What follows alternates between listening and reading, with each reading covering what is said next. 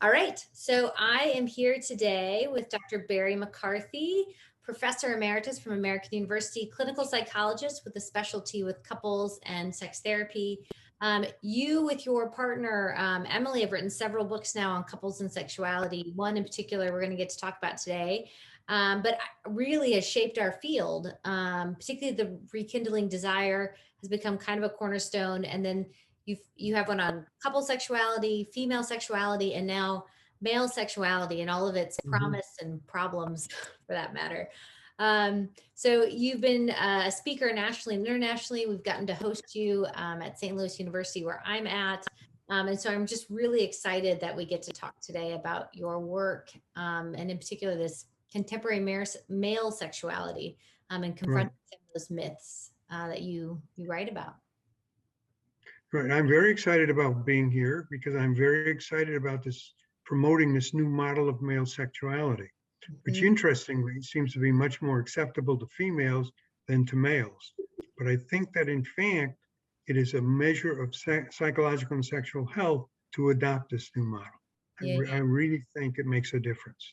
Yeah. Can you talk a little bit about sort of, so in the book you sort of talk developmentally about sort of what happens and where men are. Can you give us a little sort of snapshot about, what this new male sexuality, what this new sort of definition could look like and maybe some of the promise you see for it? Well, I think the major thing is to accept that male sexuality, like female and couple sexuality, is complex. That the old view was that male sexuality was very simple. It was all about spontaneous erections, predictable intercourse, and orgasm on your first erection. What's the big deal? Yeah. The other extreme in terms of male sexuality is to demonize men. To say, I remember doing a workshop where one of the workshop attendees in the late afternoon yelled out, "All men are rapists." Wow. Or the notion that men always perpetrate sexual abuse and are not to be trusted. This whole idea that an erect penis has no conscience. These kinds of simplistic approaches to male sexuality really are unhealthy for men, women, couples in the culture. Yeah. That we need to be empathic and respectful of male sexuality, but also the message to men is that you can be more self-accepting sexually, and if you adopt a good enough sex model and get rid of the perfect performance model, you're going to enjoy sexuality not just in your 20s and 30s, but in your 60s, 70s, and 80s. And I think that's an exciting and empowering and motivating message. Yeah, I mean, it would certainly change expectations, right? Like around, there's all kinds of myths too around aging and what happens to me and what I'm really going to be able to do. I joke with my class, we turn the folks in the geriatric age range and folks under the age of 15 into sort of asexual, right, vulnerable people, and we don't really think about folks on the whole lifespan spectrum as sexual and able to experience pleasure. Right, and that you can be sexual in your 60s, 70s, and 80s. And the good news is that people who continue to be sexual and with aging report that they're more satisfied with their sex life than folks in their 30s and 40s. And I think, again, that's very motivating. But, one of the things that very few people know is that when couples stop being sexual after age 50, in over 90% of the cases, it's the man's choice. It's not that he wants to stop sex. It is that he's lost his comfort and confidence with reliable, predictable erections and intercourse. And he says to himself, I don't want to start something I can't finish. That's a very unwise choice for everybody. That he starts avoiding sort of even having sex. Yeah. He gets in the cycle of anticipatory anxiety, high degrees of performance anxiety, frustration, embarrassment, and eventually avoidance. I've certainly seen that in the couples I work with, where it's almost like women, once they're free of childbearing age and all of that, are like sort of freed up, right, to get to experience sex and pleasure that's absent that consequence. I don't know if you see that too, but they're met with a partner who maybe is on the downward trend or in more of that anxious avoidant place. Right, the anxious avoidant, not the downward trend. Again, this idea of self-acceptance and feeling good about yourself psychologically, biomedically, and relationally is the key to staying sexual. You know, for most couples, I remember we used to talk about the empty nest syndrome. For the majority of couples, sexual satisfaction goes up when the first child is born. It goes down when the first child is born. It goes up again when the last child leaves home. Now, I think you can be sexual and enjoy sexuality in the parenting years, and it's actually more challenging when your children are adolescents than when they're babies. But again, that basic model that says that men and women are intimate and erotic allies. They're not antagonistic, and it isn't that they don't split by the traditional women value intimacy, men value intercourse and frequency. The notion is that we're friends and we're allies, and both of us value intimacy, pleasuring, eroticism, and a sense of bonding and satisfaction. Right. That we're more alike than different, actually, if we could sort of come together around this. Right. Many more similarities than differences between men and women, especially as adults and in an intimate relationship. You learn to be sexual in different ways, and there's very different socialization about sexuality. But that as adults in a relationship, so many more similarities and differences. If we can kind of get out of our own way, if we can sort of shed the socialization to some extent. In your book, you talk about that socialization that boys and adolescents and young men go through. Can you talk a little bit about that, kind of where you see the problems showing up? Here's what I think happens for the majority of people, not for everybody, but for the majority. The great majority of men learn sexual response as autonomous. In other words, he feels desire, he gets erections, spontaneous erections, he goes to intercourse on his first erections, he has an orgasm, he doesn't need anything from his partner. That's autonomous sexual learning. Now, for the great majority of men, sometime between 35 and 55, they have a sensitizing incident or event where they don't have an erection sufficient for intercourse. Now, that can happen as early as teenage years. It can happen as late as the mid-70s. But that once you have a sensitizing event, you can be a better sexual partner, a better lover, more self-accepting, but you can't go back to autonomous sexual function. That you've got to embrace this more human, more realistic approach to variable, flexible sexuality. And that sets you up to stay sexual in aging. The notion is that in good enough sex, it's a couple concept, not an individual performance. And that's a crucial idea. But that in good enough sex, you have different roles, different meanings, and different outcomes sexually. That it isn't a simple individual pass-fail test. And so many men have a narrow view of sexual performance. It's intercourse or nothing. And they want to have totally reliable erections. And that does not empower healthy male and couple sexuality. Because it stays sort of, I mean, one of the critiques I've certainly seen from the feminists has been around things being very penis-centric. And in some ways you're saying, yeah, we need to get away from that, that shouldn't be the deciding factor about pleasure or a good sexual experience. Absolutely right. You know, I'm a total believer, I'm a total advocate for erections, for intercourse, and for orgasm. No question about it. But that the real essence of healthy sexuality is giving and receiving pleasure-oriented touching. And that's not just true for women, it's also true for men. One of the most valuable and empowering of all the concepts, especially for men over 50, is the concept of responsive male sexual desire. We've talked about that with women forever, but now we need to talk about it for men. It's okay to begin a sexual encounter without an erection, without it having to lead to intercourse, but just being about engaging in pleasure. And 85% of the time, it will flow to intercourse.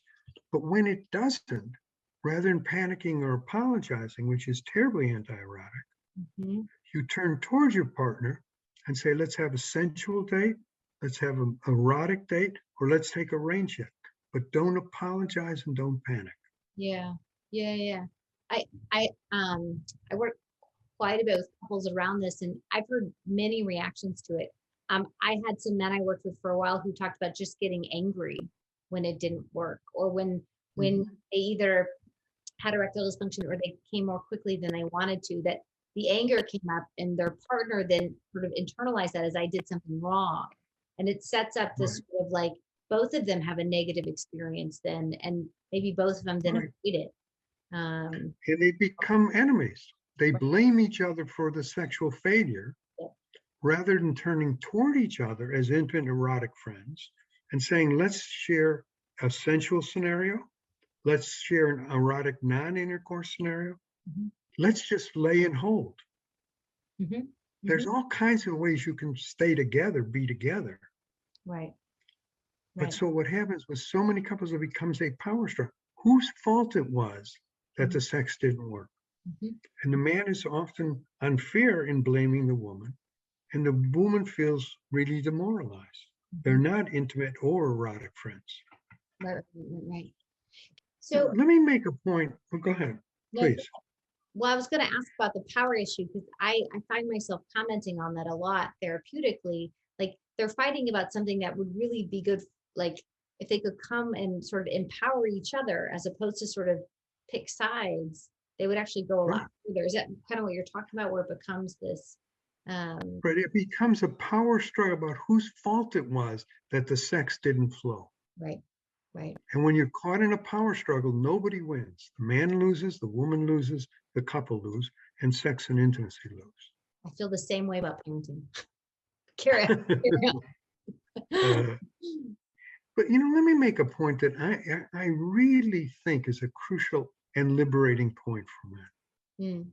And that is, so many men have a contingent sexual self-esteem and feel they're in a contingent relationship, where they say to themselves, if the woman knew this about me, she would no longer love me or respect me. That's a terrible way to live, but so many men live that way, rather than turning toward their partner and saying, this is a sensitive or difficult issue, but I want to share it with you. And I want you to understand that this is not the essence of me, but this is something in my background. I want you to know this about me. I don't feel it defines me, but I want you to be my intimate neurotic friend in talking and processing this. Yeah. That sounds like maybe some of the ways men are socialized not to be vulnerable, not to share, not to sort of do relationships in that way. Well, I think the notion that being vulnerable or crying is a feminine behavior, not a masculine behavior, rather than seeing it as a human behavior. And also understanding, so many men feel that what makes them a man is strength and predictability. I like strength and predictability. I like being pro-sexual. But this idea that says it's contingent, if I'm not in total control, if it doesn't work perfectly, there's something really wrong about me. And the only way to deal with that is to attack my partner. That's what really hurts in relationships. Yeah. I know that. I'm thinking about, I had a couple in my office on Friday. I'm thinking about them as you're talking in terms of, I think too, so most of us grow up with not a lot of good examples of how to talk about sex, like how to communicate about it. Do you think some of that shows up too? This sort of just not knowing how to talk about it. It also shows up in therapist office. Yeah. Therapists often don't like talking about specific sexual scenarios and techniques. True. They talk about intimacy and communication, which is really important. I'm a big fan of intimacy and communication. But they don't talk about playful erotic scenarios. They don't talk about lustful erotic scenarios. They don't talk about how and when to transition to intercourse. They don't talk enough in detail about sex. The worst time to talk sex is when you're at home, nude in bed after a negative experience. People say and do things that cause great damage. The man says to the woman, I thought you were a new St. Louis woman. Now that I know who you really are, I never would have married you. Wow. Or the woman says to the man, if you can't keep it up, why do you bother to stay alive? Mm. Now, they apologize the next morning, but harm has been done. Mm-hmm. The best time to talk sex is in a clinician's office with a clinician who is willing to talk to them, not just about general issues or relational or intimacy issues, but about specifically about sexual scenarios and techniques. What works, what doesn't work. Mm-hmm. Mm-hmm. You know, one of the reasons, this is one of my favorite things about men. You know, I am in favor of a psychobiosocial approach to understanding and treating sexuality. And biomedical factors are very, very important. Mm-hmm. But the fact is that Viagra has caused more non-sexual relationships than anything else in history. And the reason for that is not because it's not a good drug, because it is a good drug. It's nobody, including the physicians or the physician's assistant or whoever, says to the man, what is a positive, realistic expectation? He is hoping to get the results that he gets in the ads. Nobody in St. Louis gets the results in the ads. Right. Yeah. So there's a lack of communication there too, in terms of the physician patient experience, where there should be some coaching, it sounds like, about how to. Very much, and giving good scientific information, the Mhm. most important scientific information. And the reason Viagra has failed so badly is that as soon as the man feels aroused, his subjective arousal is about a 4 or 5 on a 10-point scale, but he's got a beginning erection. He rushes to intercourse because he's afraid, he wants to use it before he loses it. Yeah. One of the most valuable things to say to the client, or to the couple ideally, is don't transition to intercourse until you are in erotic flow, where your subjective arousal is at least a 7 and ideally an 8 on that 10-point scale. Mhm. That has changed and empowered so many men and couples. And for many couples, the man will say to the woman, can you guide intermission so I don't get caught up in worrying about the state of my erection, Mhm. where I can really stay with the pleasure and the erotic flow. Right. Right. It sounds like in that way, then he would be empowering her, like you were saying at the beginning, sort of be his partner in this. Like, Right. I can't do this alone, which would be a vulnerable thing to say, but in this context, a really good And thing. a true thing to say, though, a Also, true thing, and it promotes healthy sexuality. You know, yeah. one of my favorite from an older couple who had been together like over 55 years, wonderful people. The woman said to the man, I think he was in his mid 70s, she said to him, I like having sex with you now much more than we were teenagers and young adults. And at first it hurt his feelings. But then she said to him, listen, let's be honest. When you were in your teens and your 20s, you had show up erections. Mm. Now that you're in your 70s, you have grown up erections and you need me for your grown up erection. I love the fact that our sex is more genuine and human than it's ever been. Wow. I love the fact that you piggyback your arousal on my arousal and Yeah. that you really enjoy my arousal. Mm-hmm. Mm-hmm. That makes a lot of sense. So sort of that feeling of connection in that moment, it sounds like has grown for them, or they have like figured out that flow for themselves over the years. Um, Right. yeah. His dependency on her actually made it better, which like Mm-hmm. is really flies in the face of sort of old masculinity in terms of being Right. independent and Well, the old masculinity you felt responsible for your partner's desire and her orgasm. yeah. And that she was passive in foreplay and you decided when to transition to intercourse. Now that works for some couples. One of my favorite sayings in the sex field is sexually one size never fits all. You got to figure out what fits for you. Yeah. But that old traditional way of having sex, where the woman is passive in foreplay and he decides when to transition to intercourse and tries to have her be orgasmic during intercourse, it doesn't work for the majority of women Mm-hmm. in St. Louis or anyplace else. Mm-hmm. Mm-hmm. that the idea that she is more actively involved and present, and that she's responsible for her own desire, her own pleasure, her own eroticism, and her own satisfaction, but they work together as a sexual team. Mm-hmm. And that most women really love the idea of being active in giving and receiving pleasure-oriented touching rather than being passive in foreplay. Yeah. But in some ways, if so, if we have a male female couple, if she buys into old masculinity, she might even put pressure on him to sort of stay in that place or feel disempowered herself in some way. Mm-hmm.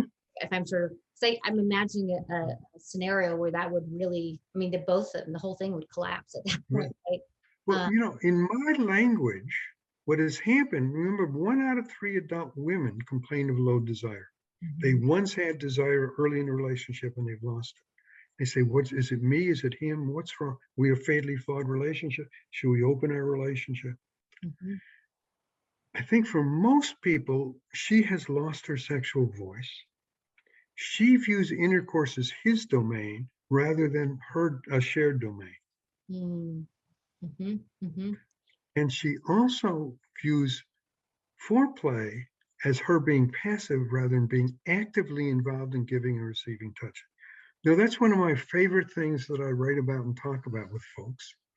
And that is, for most people, again, it doesn't hold for everybody, but for most people, what allows the sexual experience to be a positive is that one of the components is that they really do enjoy the pleasuring process that is non-goal oriented. And when they transition to eroticism, that one of the keys in eroticism is both giving and receiving multiple stimulation before and during intercourse. Mm-hmm. So the most common for men of receiving, far and away, is receiving testicle stimulation or receiving buttock stimulation or kissing stimulation. For the majority of women, not all, it is receiving clitoral stimulation, buttock or anal stimulation, and breast stimulation. But the most common for both men and women is using erotic fantasies as a bridge to increase your involvement, arousal, and you're really present in being there. Mm-hmm. That's a very controversial topic. We probably may not want to get into it today. But that notion of erotic fantasies as normal and as a bridge in the most common form of erotic multiple stimulation is a really important concept. Yeah, my brain went in about 3 directions there when you were talking. So you can tell me which one, which place you want to go to next. But so one place was the question I get all the time from students, but also from couples is, if her desire is low, is that my fault? Or sort of like, where does the fault lie if her desire is low? And people kind of want a medical explanation, I think, for it, or they want, some kind of, maybe it's the power struggle. They want to know who's to blame. Right. They do want to know who's to blame, and it's not going to help. They Yeah. want a standalone medical intervention for low desire, whether it's the man's or the woman. That's usually not going to help. Yeah. That's why I so much emphasize this psychobiosocial approach, and to see the low desire or desire discrepancy problem as a joint task, a joint enemy that you're going to join together about. Mm-hmm. Mm-hmm. And one of the major factors for low female desire is that she's lost her sexual voice. She needs her sexual voice back, and then to look at him as her friend, not as somebody who has de-eroticized her. Right. I also think we really underestimate how common low desire in men is. And that typically that's about not being able to perform up to these unrealistic performance demands. Porn, which I know is a very controversial topic, there's positive uses and negative uses of porn. But the major thing is the porn model is a terrible model for healthy male and couple sexuality. Because in the porn model, the man always has a strong erection, is able to have multiple orgasms. And the message about women is the crazier the woman, the crazier the situation, the more erotic it is. that does not really translate to couple sexuality. Mm. You've got to understand porn as a fantasy dimension, not a real dimension of couple sexuality. Mm-hmm. I think the biggest thing in terms of desire is this concept of responsive desire, not about whose fault it is. Mm-hmm. Mm-hmm. And that is, are you each open to sensual, playful, and erotic ways of being within each other? Because so many people, sex is intercourse or nothing. Mm-hmm. And if it doesn't flow to intercourse, it's a failure. Mm. Adopting this view of sharing sensual, playful, and erotic scenarios in addition to intercourse really frees up desire. Do you think the same is true for gay male couples? That there's a similar sort of, For female couples, oh, for male couples, for gay male male, couples? Yeah. gay male couples. Mm-hmm. The issue with gay male couples traditionally, now it's changing. I think that's really important. In the old days, gay male couples were really stigmatized, especially older gay male couples in the gay community. Mm. I think that's changing in for the better. But in typical sexual socialization, the mantra that the sex therapists like myself emphasize is intimacy, pleasuring, and eroticism. Among male couples, the only emphasis traditionally has not been integrated sexuality, it's been only on eroticism. And I think that can kill desire for sex between the two of you. Now, in male couples, there is much, much more use of consensual non-monogamy than in heterosexual couples. Mm. And for some of them, it really does work very, very well. And for others, it's a way of avoiding being an intimate sexual couple. Mm. Yeah, Now, yeah. one of the hardest issues in terms of gay male couples, and it isn't talked about at all clearly either in the community or among clinicians, is that the number of men who prefer being passive in anal intercourse is much greater than the number of men who prefer being active in anal intercourse. And that can set up a challenge for the gay couple. And the gay couple has to talk together about how they can meet that challenge. Mm. And there are many, many ways of doing it. One of the more non-conventional ways is the consensual non-monogamy, where they invite somebody, a third man in, who is comfortable, who is HIV negative and comfortable and turned on in the active role. And they are present. So this is like swinging, but it's open swinging where both of them are present and might even be touching as they're being passive in anal intercourse. Again, there's many ways of doing, there isn't one right way to be sexual, Yeah. So but it's got to fit you and your relationship.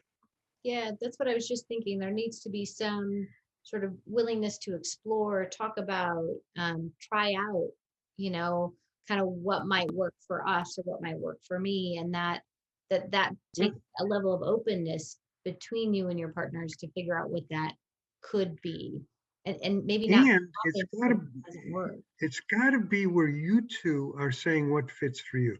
You know, when I teach, can I use a silly example? Yes. I miss teaching my college students. I taught human sexual behavior for 50 years. I Mm. incredibly miss those classes. But when I would ask my 20-year-old college students, how did you keep sex alive in an ongoing relationship? Hands would immediately go up because they knew the exact right answer from the internet. You act out erotic fantasies and you watch porn together. Mm. There's nothing wrong with that necessarily, but there is no scientific evidence at all that it works. Mm. It's all over the internet, but there's no science to it. And for most people, it doesn't work. That what works in fantasy is much different than works in reality. Right. And trying to prove that you're erotic enough is actually not a good thing.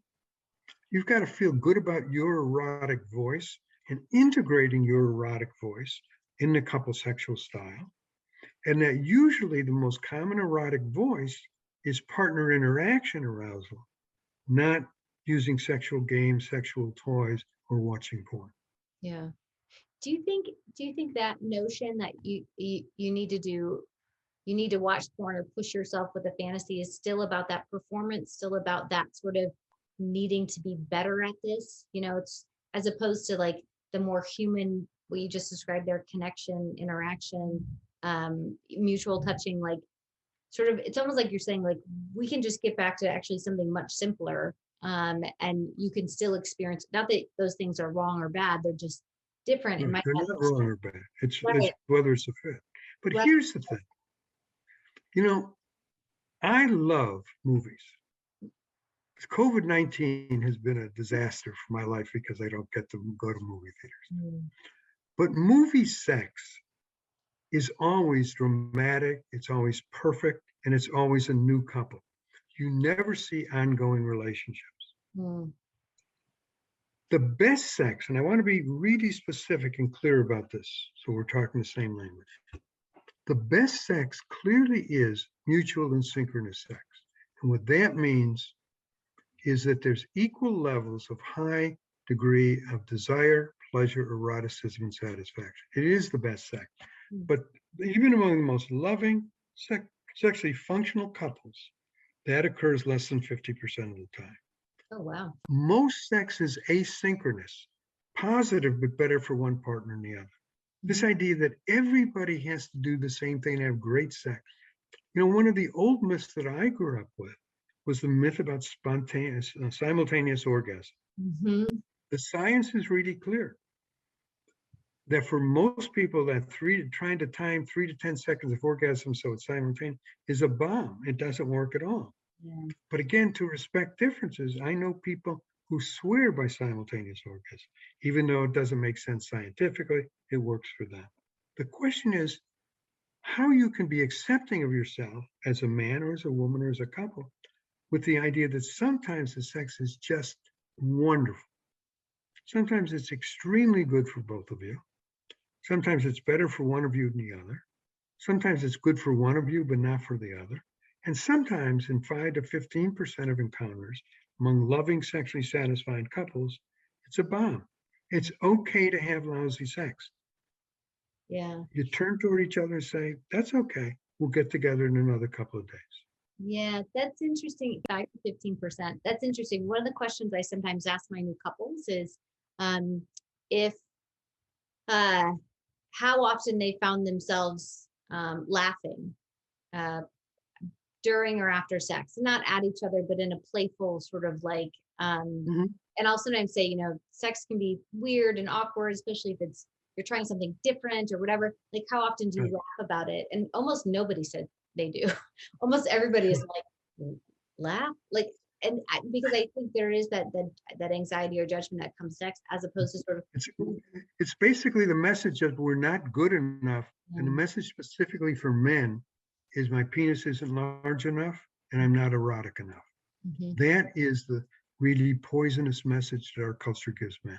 Mm-hmm. Mm-hmm. And it's got to be confronted, but it's never confronted by male peers. Male peers always lie and one up each other.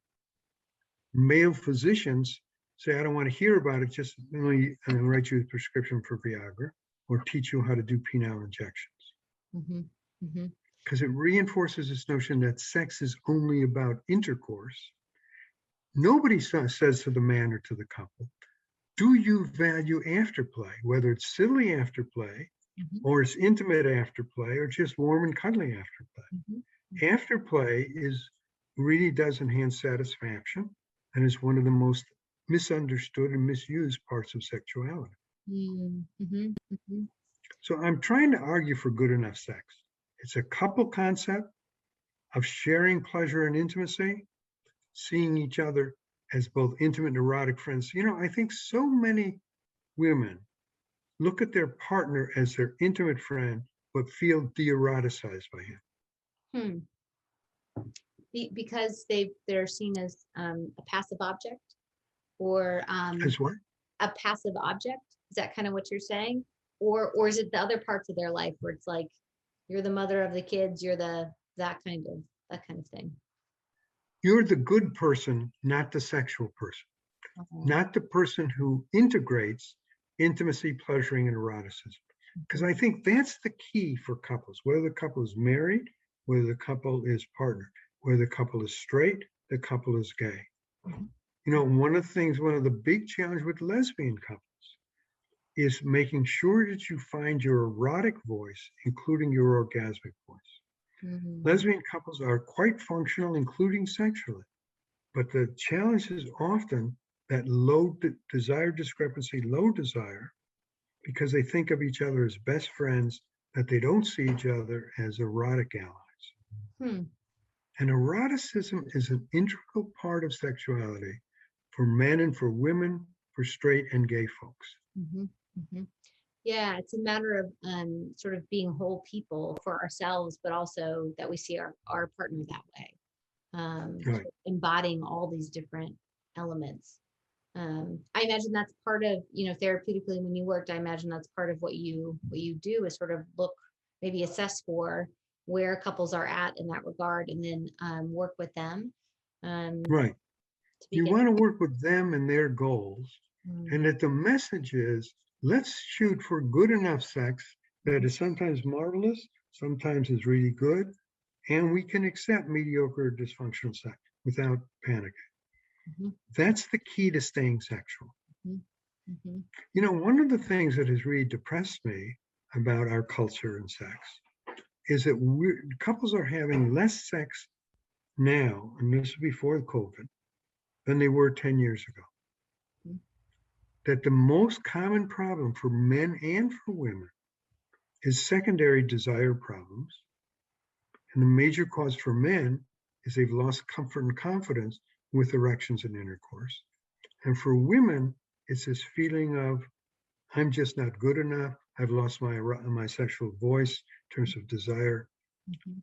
The key for desire is this idea of anticipating being sexual, that you deserve for sex to work in your life and in this relationship, even if the relationship is strained or you're 20 pounds overweight or your adolescent child is not thriving. Mhm, You still deserve sexual pleasure. mhm, And this sense about freedom and choice, mhm. that unless you have the power to say no to sex, you don't have the freedom to say yes to sex. Right, right. And then, as you said, it's about being open to new scenarios and techniques and see what fits you or what doesn't fit Yeah, yeah, yeah. I use that line with my clients all the time. Like, we can't say yes till we can say no. I, you. I, I got it from you. I should really cite you when I say it, but I think it's really, You don't have to cite me at all.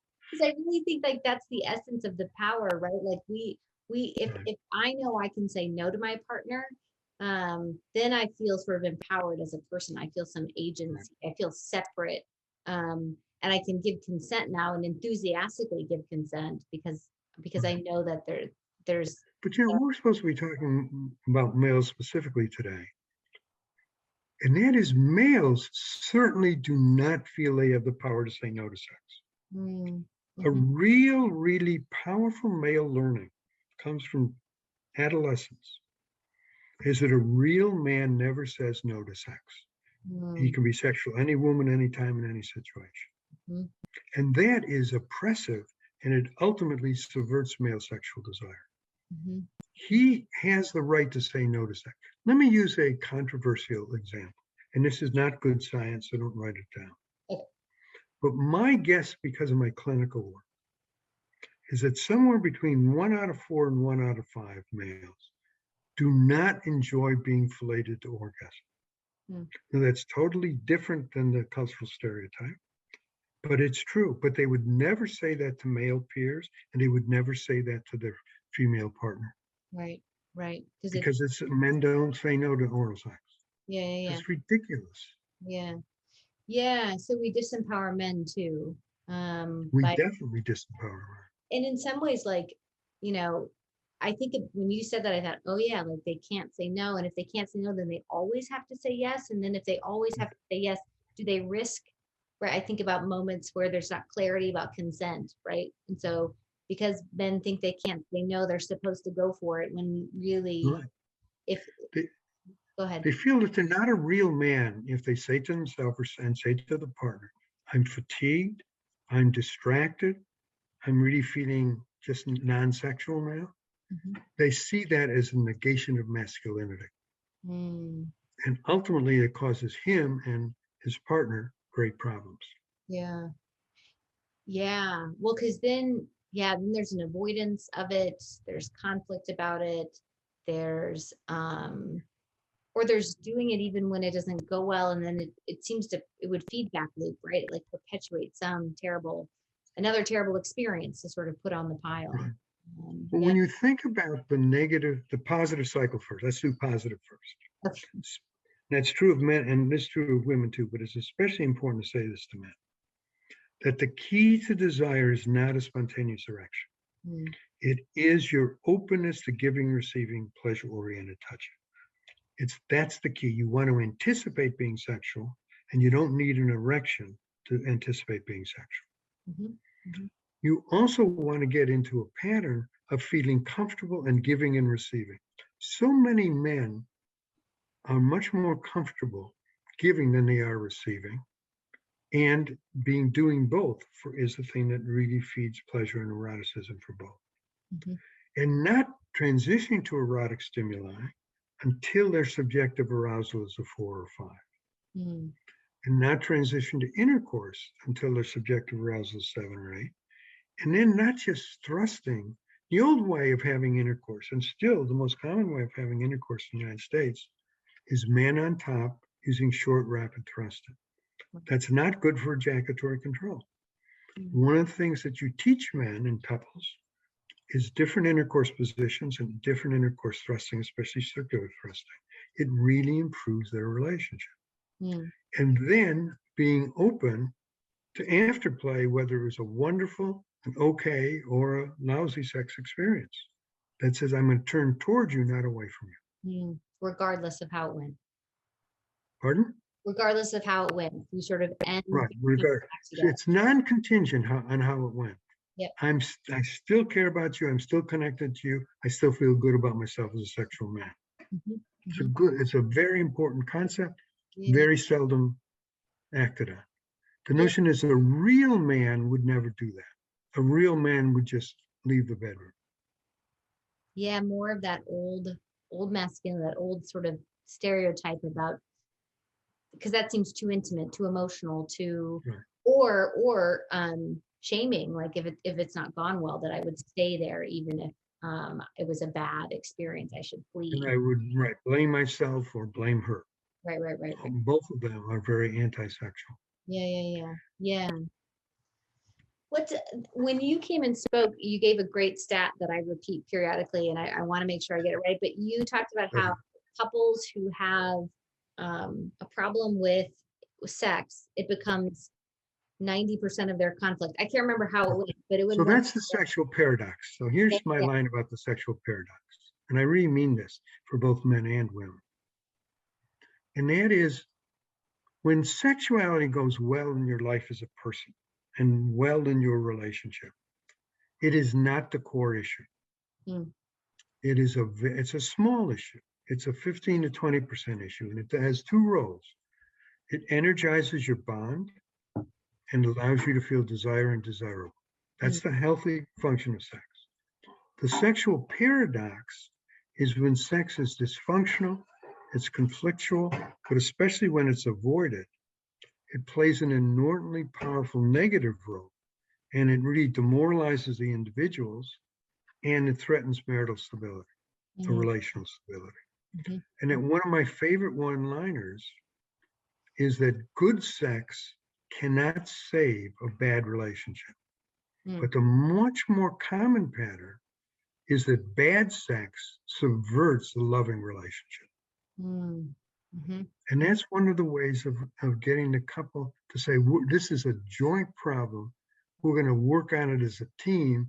We're going to be able to beat this as a team. Yeah, because it's even if one of us is quote unquote has a sexual dysfunction, we actually can't fix it alone. We actually need that partner. In terms it's this 1-2 combination of personal responsibility, intimate team, that she can't do it for him, but she can be her supporter and sexual friend in doing it. So they work together to learn ejaculatory control. They also work together to increase erectile self-efficacy, for him to increase erectile self-efficacy, and her understanding her role in that. But I think I used this example with you in the workshop, and that was a Bill Masters example. I went to this 2-day workshop, and I asked him at the break at the second afternoon about erectile dysfunction. This was when I was in my 30s, I'm in my 70s, so 40 years ago. And he looked right at me and said, "Do you know how you're sure that the man is cured of erectile problems? It's like God speaking to me as a young psychologist." And he said, whether it happens once a month, once every 10 times, or once a year, when he doesn't have an erection sufficient for intercourse and he doesn't panic, you know he's cured. Mm, To me, that was very motivating and very empowering. yeah. That allows the man to accept himself for his real experience, not this idea of what he's supposed to do. Yeah. Yeah. I find men are sort of shocked when they hear that sexual dysfunction is something they should just count on happening. That it's just your body is your body and it functions well sometimes, and the next day you have a bad day. That they don't think about it that way with their genitals, but maybe other parts of themselves they seem to do that. But if they're sports people, one of the things to say to them is there's no athlete, football, basketball, baseball, that is always 100%. Mm, Why should that be true sexual? I mhm, think what the man says and back to me is that's how I learned to be sexual in my teenage and 20s and my early 30s. Do mhm. I have to give up sex? And I say, not only don't you have to give up sex, you have to embrace real life male and couple sexuality. And that's why I so emphasize with clinicians that often you're going to have so much more success and you're going to have so less relapse if you treat it as a couple issue. Mhm, mhm, mhm. Yeah, no, that makes sense to me. My training is as a couple and family therapist, and then I, Mm-hmm. I went into sex therapy training. And so in the couple and family therapy world, we do a terrible job around sex. And I agree with that. when I started my sex therapy training, the comment I got from Linda Weiner, my supervisor, was, Mm-hmm. and a lot of sex therapists aren't trained to work with couples, even though they should be. And so in some ways, you're sort of you bridge the worlds for me, sort of being able to speak in both places, because I have found there's Mm-hmm. work that's needed, certainly in the couple and family therapy field. But again, that notion, they don't have marriage therapists or couple therapists and sex therapists don't have to be at war. They're not like Democrats and Republicans. No. If they could speak the same language of satisfying, secure, and sexual relationships, that would be really good for your clients. And Mhm. that healthy 15 to 20% role. The thing that happens with so many couple therapists is once they run into a conflict, they drop the sexual focus. It needs to be a both and approach. You need to look at history, you need to look at the relationship, but you also need to look at sex. Don't drop sex when you're dealing with trauma, when you're dealing with alienated relationship. It's a both and approach is much more better too. And that's also true with how to deal with things like affairs and things like trauma. A Right. both and approach usually is much more therapeutic. Yeah, I mean, the thing that, well, what I think happens sometimes too is we, as couples therapists, we're thinking about the relationship so much that we forget about people's bodies in the context of their relationship, sort of the physicality of what's happening. And we much prefer to live out here between them than to really think about an embodied sort of approach. Right. That there's communication both ways, physically with myself and what I feel and what I experience with you, and then relationally in terms of our communication. And that often, rather, it's always been a hierarchy. You deal with individual problems first, couple problems second, and sex problems necessary third. Do a both and approach. And at sometimes when you change things sexually, it also changes things relationally and personally. Mhm. And I do think that that's a crucial concept. And I think it's a empirically validated concept Mhm. that I think people are often surprised as they grow sexually, they also grow personally and relationally. It Right. isn't lowest on the hierarchy. I So you can tell me if I did this right, but I had a couple where I was working with, and they came in with a sexual problem, but they wanted to not talk about it very much. So Mhm. so I had them start doing, they called them naked cuddles, where they would be Mhm. naked in bed and just cuddle for like 5 minutes, no expectation, no sex Yeah. afterwards, just be present in your bodies and do that.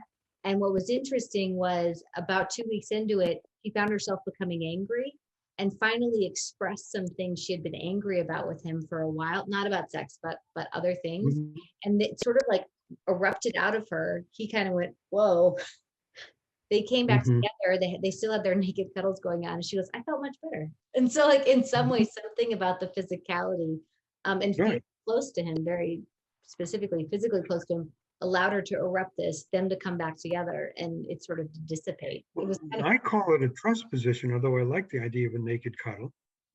But the notion with the trust position is we can be angry at each other, but we can also stay connected. It isn't an either or, it's a both and. That's the whole idea of dialectic behavior therapy. It's a both and approach, not an either or approach. Yes, it was very much so I think that's a great insight and a great intervention on your part.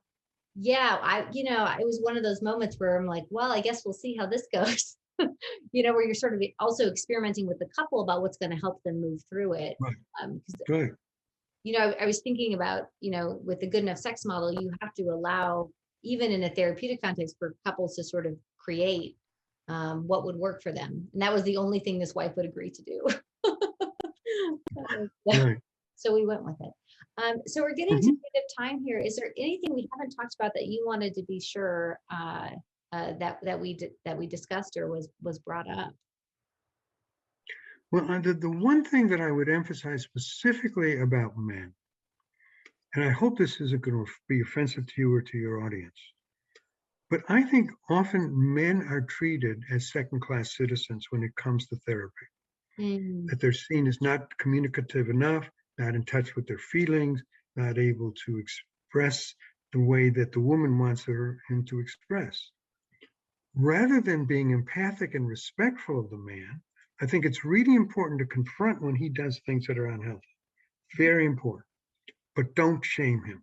Confronting is therapeutic. Shame makes things much, much worse.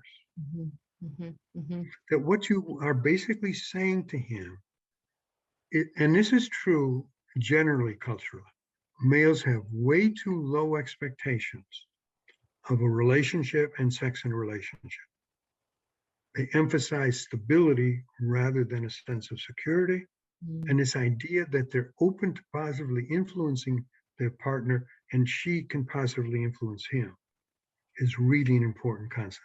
So I want to set positive, realistic expectations, not performance-oriented, unrealistic expectations of change. Yeah.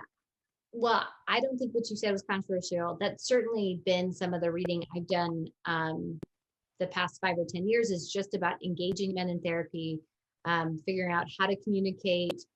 But also my experience is men don't mind if you observe something or you make a statement. In fact, it usually engages them. They feel seen, like you kind of see what's happening for me. But yeah, I would agree. Anything that belittles or makes him appear. Shames. Yeah. I think one of the differences between men and women, I think there are many more similarities psychologically with relationships, but with men, that notion of wanting to feel respected as a man is somewhat unique to men, is this unique vulnerability with men. So in therapy, you want to be empathic and respectful, but you also want to be confrontative, and you want the message is you can do better than this and enjoy your life and enjoy your sexuality more. Yeah. Things I say to my men is you can be a traditional man and stop being sexual in your 50s or 60s, or you can be a wise man and be sexual in your 60s, 70s, and 80s and really enjoy it. I like that. That sounds really empowering too, right? Like this is good for you. It's good for your relationship. Right. It might be hard or different, but it's still going to be good for you. Yeah. Right. That's a great. It's good for you and it's good for the relationship. Right. Wonderful.